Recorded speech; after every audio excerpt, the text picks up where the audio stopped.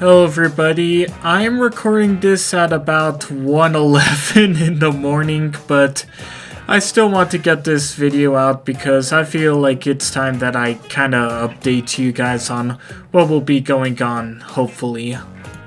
Currently, I am on my winter break from college, and right now I actually do have 2 videos in the works in the near term for this channel as of the making of this video.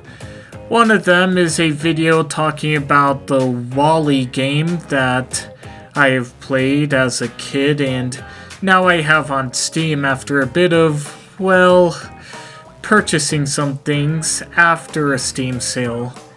The next video that is in the works is this video critiquing the Thomas and the Magic Railroad review by Nostalgia Critic. I believe that it has a bunch of issues, especially coming from somebody who actually does say that he didn't even watch Thomas the Tank Engine, and it's a bit of a mental itch that I want to scratch, so expect something like that in the coming days too. One kind of video that I am giving a thought to making of as of right now is a engines of the Rio Grand series, because the Rio Grand has owned quite a bit of engines, and although there are some series for other railroads, and yes, I know that doing an engines of the Rio Grande may be a bit unoriginal. It's something that I do want to do either way because I want to talk about a lot of the other engines that are a lot less known, like their 482s, their 282s that were from on the standard gauge. And yeah, I want to talk about the Rio Grande's engines, such as their steam locomotives, especially on the standard gauge where a lot of them are gone, as well as the diesels too, and the narrow gauge as well. So if I am able to get the right materials and footage and videos, then maybe I will make engines of the Denver and Rio Grande Western. Also, about my X locomotive wheel arrangement in 15 words or less series, I am still continuing that, don't worry, I actually like to do them.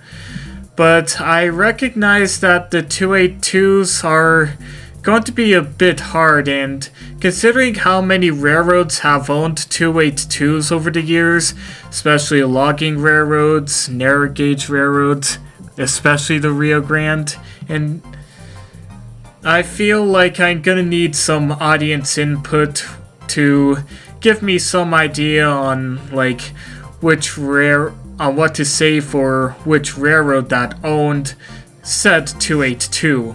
So in the coming weeks, mainly after I go back to college, I will put up a community post to give me your input on what to say for any North American 282s. I'm gonna need input on that, and I just really want to be able to get some better ideas than just this railroad owned it and then it doesn't own a 282 anymore. But yeah, do expect a community post for every 282 Mikado in 15 words or less for you guys to say what I should say for a railroad's 282s. In the medium term, remember my end of year special where I talked about this upcoming spring break? Well, I did in that video state that I want to go to Japan, but I got something for Christmas from my dad, and he offered me to take me on the Empire Builder and travel to Portland and or Seattle. And Portland does have the ORHF and SP-4449, SPNS 700, and OR and Den 197, and that is a place that I have actually wanted to go to a bit more, and if you know anything about politics recently, I think you can tell that the Empire Builder is going to be in a bit of troubled waters over the next 4 years. So I have decided that this upcoming spring break, I will go to Portland and along the Empire Builder from the West Coast to Chicago. And as for a potential Japan trip, I think I'll push that back to 2026. I can guarantee that Japan will still be there in 2026. I can't exactly say the same for Amtrak's long-distance trains. They have been under threat for years, and there's no guarantee that they'll still exist next year. Even despite the politics and whatnot, especially if you know a lot about Amtrak and how they still have the long-distance trains and how a lot of people in rural areas still rely on long-distance trains despite the fact that those people have supported politicians who don't like Amtrak operating long-distance trains, but they still have to make Amtrak operate long-distance trains or else they'll lose the support from those people who rely on Amtrak's long-distance trains. Yeah, it's been a hugely complicated issue that I don't want to really get into, but I have a chance to ride on a line that I've wanted to ride on for quite a bit of time, especially after watching Extreme Train's episode of Amtrak's Empire Builder. I do not want to miss out on an opportunity, especially an opportunity that I have wanted to do since I was a kid. If you're wondering about any potential Japan trip, I have considered maybe crowdfunding, but I don't feel ready to ask my audience, hey, I want to go to this one place, can you give me money for it, please? And plus, since travel to Japan is quite a big market, it's gonna cost quite a bit of money, especially the flight tickets. And after giving Japan a thought, I have decided that instead of a spring break, I've decided that I will push it back to like May or June of 2026. The reason being that I will hopefully graduate by then from college, and I want to do something like that as a bit of a end of college trip. And not only that, but I have wanted to see some of Japan's steam locomotives, especially in action if there are any railway museums in Japan that have active steam locomotives. And since in March you typically don't see any steam locomotives running, well, the railroad museum or not, here, Canada, I don't think you'd all... And I think it's probably the same in Japan. You don't see steam locomotives running often in Japan during March, which is when my spring breaks typically happen. Maybe eventually, if I do get enough subscribers, and I am calm enough to ask, then maybe I will crowdfund a Japan trip for May or June of 2026. Until then, for 2025, it's the Empire Builder in Portland, and hopefully 2026, Japan. So yeah, that's a bit of a change of plans from my end of 2024 video, which, thank God it's no longer 2024. Hopefully, it's the end of all the PDF files.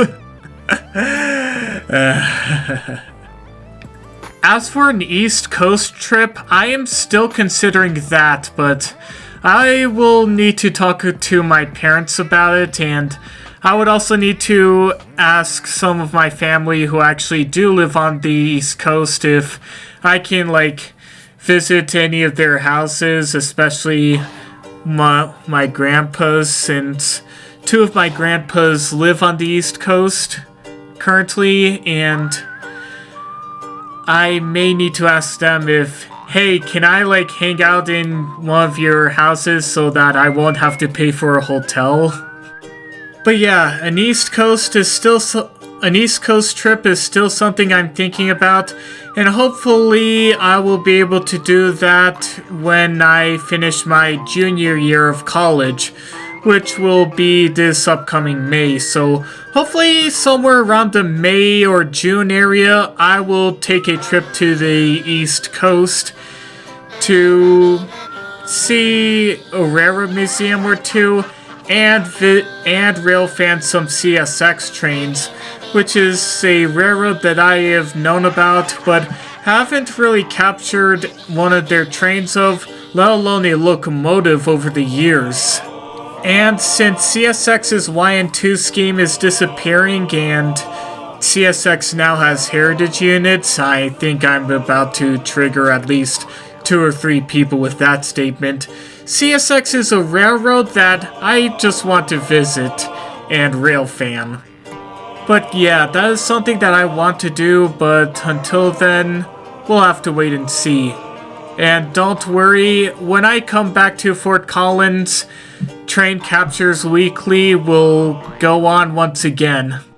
Though I may or may not have trouble capturing Great Western Railway of Colorado trains and Union Pacific trains on that branch line that the Union Pacific operates on because of the schedule that I picked for my college classes, in which they'd be later in the day because I don't think I really am much of a morning person. But yeah, the change in spring break plans, the fact that in the future I may have to ask you guys in community polls on what things I should say for a railroad's locomotive types like 282s and maybe later on 460s, 262s, and 440s, especially 440s, since many North American railroads owned a lot of 440s.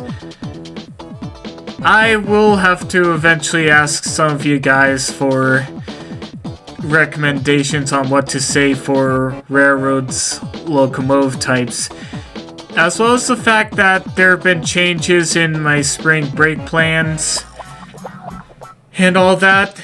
Just wanted to give you guys an update on this channel.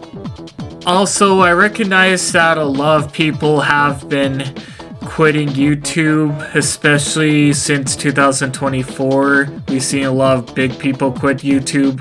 Don't worry, I am not quitting YouTube yet. I may eventually quit YouTube, but that'll likely be far off in the future, as long as I have a passion for making videos on YouTube, and as long as I have a passion for actually liking what I do, I will not quit YouTube. But anyways, thank you for watching this update video, and until next time, have a good day.